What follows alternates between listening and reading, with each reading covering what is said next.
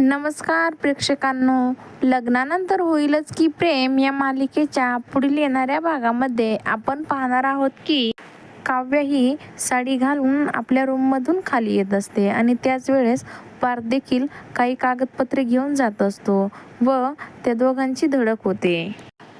काव्य ही खाली पडणार की पार्थ तिला सावरतो व एक त्याच्या मिठीत घेतो आणि ते दोघेही एकमेकांकडे प्रेमाने पाहू लागतात.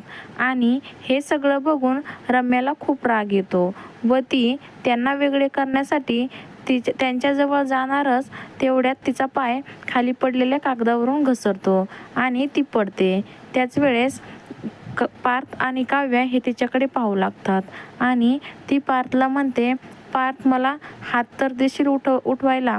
तेव्हा काव्य ही रम्याला उठवण्यासाठी हात देते आणि म्हणते, रम्या यापुढे कधीही पडलीस ना तर मला आवाज दे, मी तुला हात देईल आणि तुला पूर्णही उरेल. असं काही या प्रोमोमध्ये दाखवण्यात आलं आहे.